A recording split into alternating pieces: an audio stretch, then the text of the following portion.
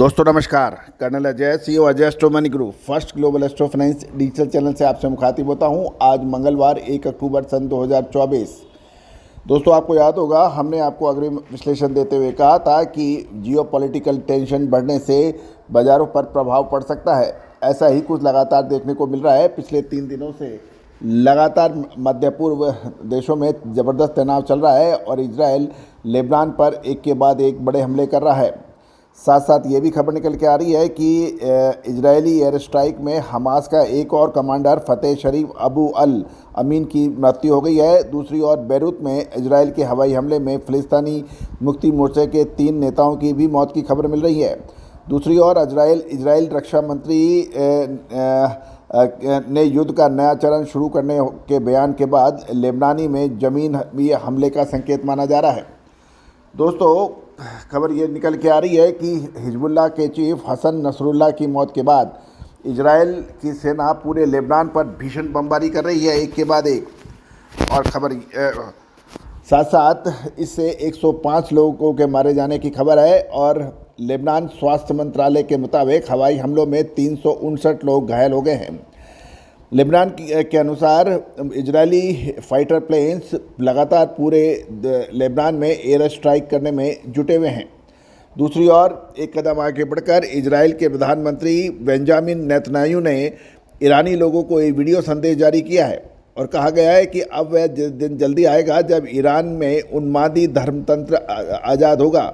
Video में Israel की सैनिक शक्ति और हमास हिजबुल्लाह के आतंकी नेताओं के हाल में हुए सफाई का जिक्र करते हुए कहा गया है कि वह पल लोगों की सोच से बहुत पहले आएगा। नेतन्याहू ने कहा, जब ऐसा होगा सब कुछ बहुत अलग होगा और 5 महाद्वीपों में ईरान के उन्मादियों द्वारा बनाया गया आतंकी नेटवर्क दिवालिया हो जाएगा।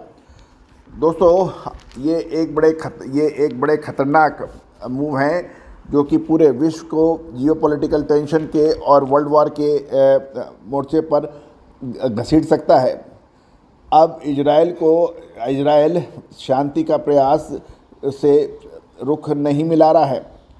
दूसरी ओर प्रधानमंत्री श्री नरेंद्र मोदी ने इजराइल के प्राइम मिनिस्टर से फ़ोन कर पश्चिम एशिया में हालिया घटनाक्रम पर चर्चा की है। मोदी ने कहा है कि आतंकवाद के लिए कोई जगह नहीं है, क्षेत्र में तनाव रोकना और सभी बंधकों को सुरक्षित रिहाई सुनिश्चित करना महत्वपूर्ण है। दोस्तों अब ये लड़ाई लगातार बढ़ती जा रही है और इससे व्यापार, शांति और मानवता लगातार हताहत हो रही है। अब ये देखना ये है कि क्या जल्दी होगा, लेकिन उम्मीद लगाई जा रही है कि अब कुछ महत्वपूर्ण निर्णय हो सकते हैं।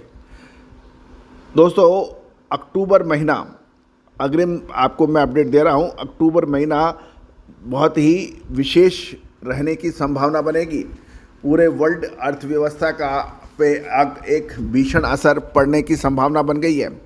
अक्टूबर महीना जो है वो अक्टूबर और नवंबर महीने का कुछ हिस्सा विश्व अर्थव्यवस्था के लिए एक निर्णायक मोड़ हो सकता है।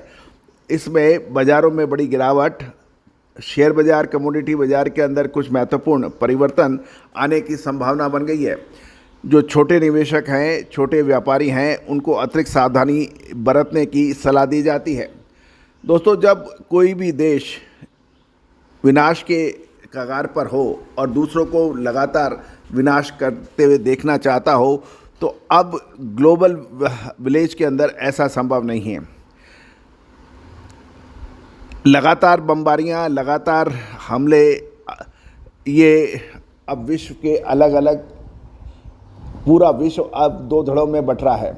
एक जो इजराइल को समर्थन कर रहा है, दूसरा जो इजराइल के इन हमलों को मानवीय नहीं बता रहा है। लेकिन सच्चाई तो ये है कि इससे पूरी मानवता खंडित हो रही है। चाहे लेबनान के निवासी मरें, चाहे फ़िलिस्तीनी मरें, या फिर इजराइल के बंधकों की मृत्यु हो, इससे मानवता ही खंडित होती है और इसका असर पूरे विश्व में पड़ेगा, इसमें कोई दो राय नहीं है। याद कीजिएगा, हम आपको जो विशेष संकेत देते हैं, अक्टूबर महीना का आज 1 तारीख है। हम प्रार्थना करेंगे कि लोगों में सद्बुद्धि आए, वरना अक्टूबर महीना की संभावना ये बन रही है कि कुछ महत्वपूर्ण आर्थिक समस्याएं पैदा हो सकती हैं। देखना ये है कि क्या होता है, लेकिन ये आप हमारे चैनल पे लगातार बने रहिए, साथ साथ पल पल की खबर हम आपको देते रहेंगे। All the very best, good luck, happy trading.